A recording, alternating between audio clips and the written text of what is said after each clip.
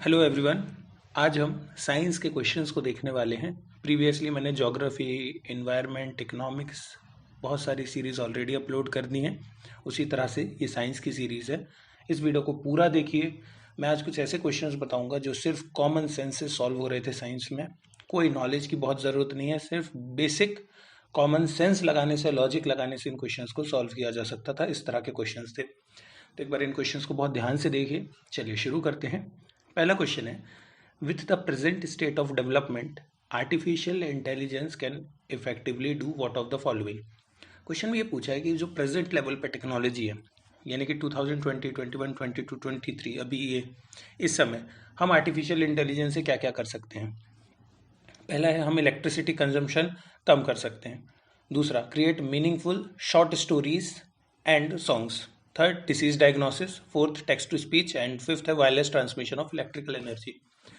अब मैं आपसे सिंपल एक क्वेश्चन ये पूछता हूँ। पहला है, bring down electricity consumption in industrial units. AI क्या करेगा? जैसे कोई रूम में नहीं है तो जैसे कोई बाहर गया या खाली है रूम, लाइट्स ऑफ हो जाएंगी, ऑटोमेटिक इलेक्ट्रिसिटी बच सकती है। इसको भी जाने देते हैं। सेकंड बस पढ़ लो, create meaningful short stories and songs. AI short stories बना सकता है लेकिन मीनिंगफुल नहीं बनाएगा, वो हम करते हैं। कॉमन सेंस है कि कोई मीनिंगफुल आपने नहीं सुना होगा कि एआई ने कोई स्टोरी लिख दी। स्टोरी एक ह्यूमन माइंड ही लिखता है। दूसरा स्टेटमेंट बिल्कुल कॉमन सेंस से काट सकते हैं। जैसे हमने काटा, ऑप्शन ए भी कट गया, सी भी कट गया एंड डी भी कट गया, हमारा आंसर आ गया। बाकी ऑप्शंस को आप चाहो देखना तो देख सकते हो। थर्ड है, डिसीज डायग्नोसिस। बिल्कुल एआई की मदद से हम डिसीजेस को डायग्नोस कर सकते हैं, ये सब न्यूज़ में रहता है। फोर्थ, गूगल का text to speech conversation system, ये एक एआई ही है। तो 3 4 बिल्कुल सही है। तो बस उस हिसाब से भी आप कर सकते हो। ए सी वैसे कट जाएगा जैसे ही 3 4 सही किया, और सेकंड हम काट ही सकते हैं। तो हमारा आंसर बहुत सिंपली आ गया। इसमें कोई नॉलेज की एआई पे डेप्थ में पढ़ने की जरूरत नहीं थी, कॉमन सेंस। अगले क्वेश्चन पे आते हैं। Consider the following statements: spraying pesticides on a crop field, inspecting the crater of active volcano and collecting breath samples from spouting wells for DNA analysis। Present level की technology से हम क्या क्या कर सकते हैं ड्रोन्स के थ्रू? तो बस spraying pesticide on a crop field, common sense है। ड्रोन में हमने लगा करके फर्टिलाइजर्स को खेत के ऊपर से ले गए, किसी एग्रीकल्चर फील्ड के ऊपर से ले गए, वो स्प्रे कर देगा। दूसरा, क्रेटर ऑफ एक्टिव वॉल्केनो, किसी वॉल्केनो के ऊपर हम ड्रोन को उड़ा सकते हैं। पहला दूसरा बिल्कुल सही है, जैसे ये हुआ बी और सी कट गए। अब हमें चेक करना थर्ड स्टेटमेंट सही है कि नहीं। तो collecting breath sample from spouting well for DNA analysis. पानी के ऊपर आकर के वेल्स स्प्राउट करती हैं और फव्वारे की तरह ऊपर आता है पानी, तो डेफिनेटली उसके मुंह से कुछ ना कुछ सलाइवा वगैरह बाहर निकलेगा जिसमें कोई डीएनए सैंपल होगा। तो there is a possibility, third सही हो जाएगा। तीनों स्टेटमेंट सही होने का एक और रीज़न ये भी है कि साइंस हमेशा पॉसिबिलिटीज़ पे चलता है। किसी चीज़ को पूरी तरीके से आप हाँ या ना नहीं कर सकते।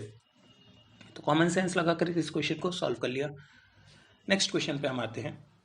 What is the importance of using pneumococcal conjugate vaccine in India. अब जब हम ऐसा कोई क्वेश्चन देखते हैं, न्यूमोकोकल कॉन्जुगेट वैक्सीन, टफ सा नाम, तो हम थोड़ा सा डर जाते हैं कि कुछ बहुत टफ होगा। इसमें आप जाकर के सबसे पहले सिर्फ थर्ड स्टेटमेंट को पढ़िए। These vaccine have no side effects and cause no allergic reaction. ऐसी कोई मेडिसिन नहीं होती जिसका कोई छोटा मोटा साइड इफेक्ट ना हो। हर एक मेडिसिन का, वैक्सीन का कुछ ना कुछ साइड इफेक्ट तो होता ही है। Third statement is extreme statement, common sense से काट दो। सी और डी कट गया।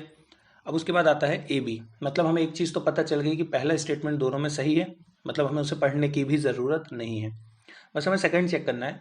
तो dependence on antibiotics that are not effective against drug resistant bacteria can be reduced. Can be reduced is a general statement कि अगर हम कॉन्जुगेट वैक्सीन को यूज़ करते हैं तो एंटीबायोटिक्स को लेकर हमारी डिपेंडेंस कम होने के चांसेस हैं। ये पॉसिबिलिटी है। जैसे प्रीवियस क्वेश्चन में मैंने पॉसिबिलिटी बताई, वैसे ये भी पॉसिबिलिटी की बात है। कॉमन सेंस है। बी 1 एंड 2 सही हो जाएगा। चलिए नेक्स्ट क्वेश्चन पे हम आते हैं।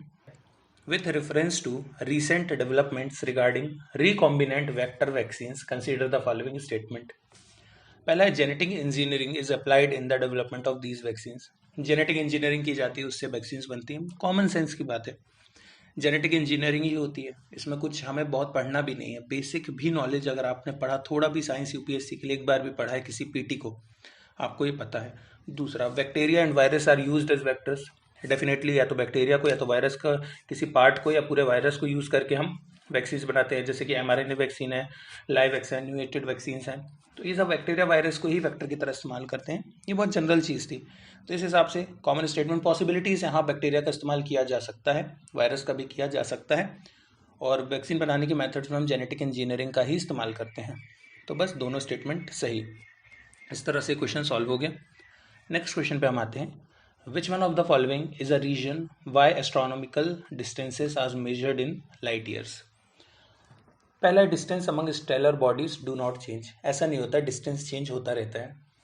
कभी जुपिटर किसी और जगह पर होगा अर्थ के कंपैरिजन में, और किसी अलग टाइम पे अलग जगह पे, क्योंकि हमेशा मूव कर रहा है। B, gravity of stellar bodies does not change. तो ग्रेविटी की वैल्यू चेंज होती है या नहीं, उससे हमें कोई फर्क नहीं पड़ता। पॉइंट ये, ग्रेविटी का इसमें कोई रोल नहीं होता है। Third, light always travels in a straight line. नहीं, एल्बर्ट आइंस्टीन की थ्योरी ने ये बता दिया है कि चेंज होती रहती है, लाइट मूव बेंड हो सकती है स्पेस में। और D, speed of light is always same. अब इसमें देखो, सिंपल सा नॉलेज की भी जरूरत नहीं थी। आपने देखा, जैसे कि मैंने प्रीवियस वीडियोस में भी बताया है, सी और डी ऑप्शन कॉमन है जिसमें लाइट की बात हो रही है।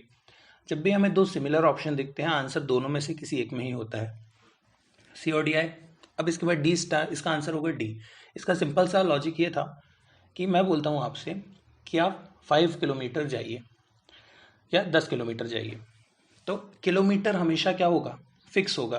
अगर किलोमीटर की वैल्यू टाइम के साथ, मान लीजिए ठंड के समय या गर्मी के समय बढ़ रही है, घट रही है, तो हम उसको मेजरमेंट के लिए नहीं रखेंगे। मेजरमेंट का स्केल हमेशा ऐसा होना चाहिए जिसकी वैल्यूज डिविएट ना करें। कॉमन सेंस है। तो लाइट की स्पीड हमेशा कॉमन होती है, एक सी होती है, चाहे वो किसी भी जगह पर हो। तो इसी वजह से एक कॉमन स्पीड है उसकी 3 × 10⁻, तो बस उस हिसाब से आपने लगा दिया कि एक फिक्स स्पीड हमेशा रहेगी। तो हम ऐसी चीज़ को ही मेजरमेंट के लिए इस्तेमाल करेंगे। तो एस्ट्रोनॉमिकल डिस्टेंस में हम इसलिए लाइट ईयर्स में लाइट की स्पीड कॉमन होने के कारण या सेम होने के कारण ही करते हैं। तो इस तरह से इस क्वेश्चन को हमने सॉल्व कर दिया।